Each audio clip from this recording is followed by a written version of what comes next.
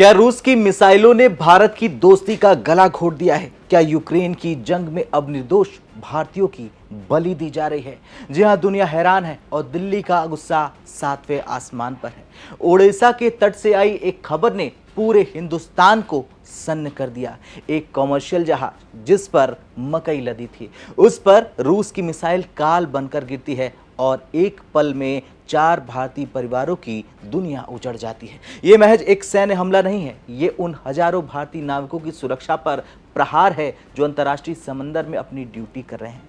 भारत ने अब तक इस युद्ध में न्यूट्रल रहने की कोशिश की, लेकिन जब बात अपने नागरिकों के खून की आई तो मोदी सरकार ने बिना देर किए रूस को कड़ा संदेश भेज दिया।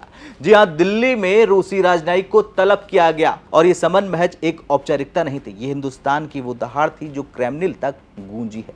दरअसल रविवार को यूक्रेन का रणनीतिक रूप से सबसे महत्वपूर्ण ओडेसा पोर्ट से एमवी गोल्डन लियो नाम का एक मर्चेंट वेसल यानी कि मालवाहक जहाज अपनी मंजिल की ओर रवाना होने की तैयारी कर रहा था। इस जहाज पर किसी भी प्रकार के हथियार नहीं थे, बल्कि इसमें अनाज लदा था जो दुनिया के किसी कोने में भूख मिटाने जा रहा था। जहाज पर कुल 17 क्रू मेंबर सवार थे, जिनमें से 5 हमारे भाई थे। अचानक आसमान से एक मिसाइल आती है और सीधे जहाज की डेक को चीरती हुई निकल जाती है। धमाका इतना खतरनाक था कि संभलने का मौका तक नहीं मिला। धुएं और आग के बीच चीख पुकार मच गई। यूक्रेन के अधिकारियों का दावा है कि यह हमला रूस की तरफ से किया गया था और इस हमले में कुल 10 लोगों की जान चली गई। लेकिन सबसे दुखद यह रहा कि जान गंवाने वालों में 4 भारतीय नाविक भी शामिल थे। यहां एक और भारतीय क्रू मेंबर इस समय अस्पताल में जिंदगी और मौत के बीच जंग लड़ रहा है। वैसे युद्ध के आंकड़ों में हम अक्सर ये भूल जाते हैं कि हर नंबर के पीछे एक परिवार होता है।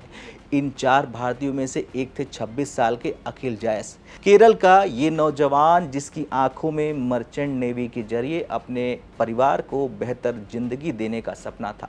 अखिल की कहानी सुनकर आपकी रूह कांप जाएगी। वो अभी कुछ ही हफ्ते पहले छुट्टी बिताकर घर से वापस ड्यूटी पर लौटे थे। घर में शहनाइयां बजने वाली थी, अखिल की सगाई हो चुकी थी और शादी की तारीखें तय हो रही थी। पूरे घर में जश्न का माहौल था, लेकिन सोमवार को एक ईमेल आता है। कोई फोन कॉल नहीं, कोई सांत्वना नहीं, बस एक ठंडा सा ईमेल जिसने एक हंसते खेलते परिवार को मातम में डुबो दिया। अखिल की मां का रो रो कर बुरा हाल है। उनकी सगाई की अंगूठी अब एक कड़वी याद बनकर रह गई। क्या इन मौतों का जिम्मेदार सिर्फ युद्ध है या फिर वो मिसाइल जिसने जानबूझकर एक नागरिक जहाज को निशाना बनाया? अब जैसे ये खबर साउथ ब्लॉक पहुंची, दिल्ली के कूटनीतिक गलियारों में हलचल मच गई।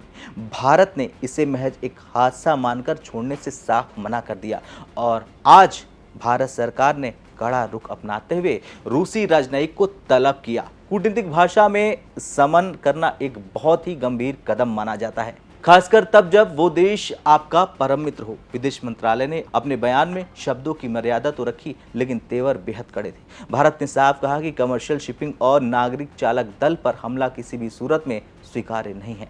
भारत ने साफ कर दिया रूस को कि अंतर्राष्ट्रीय व्यापार और जहाजों की आवाजाही की आजादी यानी कि फ्रीडम ऑफ नेविगेशन का उल्लंघन बर्दाश्त नहीं किया जाएगा। भारत ने रूस के इस हमले पर स्पष्टीकरण मांगा और अपने नागरिकों की सुरक्षा सुनिश्चित करने को साफ कह दिया है।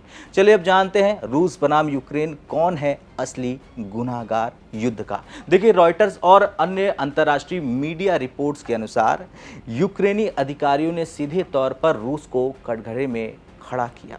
उनका कहना है कि रूस जानबूझकर यूक्रेन के अनाज निर्यात को रोकने के लिए उन जहाजों को निशाना बना रहा है जो ओडेसा जैसे पोर्ट से निकल रहे हैं। यूक्रेन का दावा है कि रूस दुनिया में खाद्य संकट यानी फूड क्राइसिस पैदा करना चाहता है। दूसरी तरफ रूस अक्सर इन आरोपों को खारिज करता रहा है। लेकिन सवाल यह है कि अगर ये मिसाइल रूसी थी तो क्या उसे ये नहीं पता था कि इस जहाज पर निर्दोष भारतीय सवार हैं? क्या ये एक कोलैटरल डैमेज है या फिर भारत की दोस्ती की परीक्षा लेने की कोशिश? भारत के लिए ये स्थिति एक बेहद नाजुक स्थिति है। एक तरफ हमारा पुराना दोस्त रूस है और दूसरी तरफ हमारे बेगुनाह नागरिकों का खून है। अब यहाँ सबसे बड़ा सवाल ये आता है कि क्या इस घटना के बाद भारत और रूस के संबंधों में दरार आएगी। बहुत बड़ा सवाल है। देखिए, भारत ने हमेशा यूक्रेन युद्ध पर एक संतुलित रुख अपनाया है। हमने कभी भी खुले तौर पर रूस की निंदा नहीं की, बल्कि हमेशा संवाद की बात कही। प्रधानमंत्री मोदी ने खुद पुतिन की आंखों में आंखें डालकर कहा था कि ये युद्ध का युग नहीं है, लेकिन आज हालात बदल गए हैं। जब भारतीय नागरिकों की जान जाती है तो देश की जनता सरकार से जवाब मांगती है, और आज जवाब मांग रही है।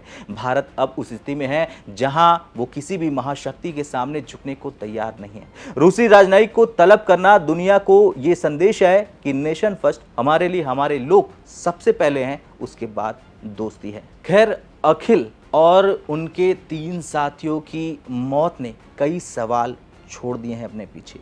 क्या युद्ध की आग में जलते ये देश इतने अंधे हो गए हैं कि उन्हें मकई यानी अनाज ले जा रहे जहाज और जंगी जहाज में फर्क नजर नहीं आता है? भारत ने अपना कड़ा संदेश तो भेज दिया है, लेकिन क्या रूस इस पर माफी मांगेगा? क्या पीड़ित परिवारों को वो इंसाफ मिलेगा जिसके वो हकदार हैं? आज पूरा देश उन 4 भारतीय भाइयों को नमन कर रहा है जिन्होंने सरहद से दूर गहरे समंदर में अपनी जान गंवा दी। हम मांग करते हैं कि हमारे नागरिकों, हमारे नाविकों की सुरक्षा के लिए अंतर्राष्ट्रीय स्तर पर कड़े कानून बने और दोषियों को सजा मिले।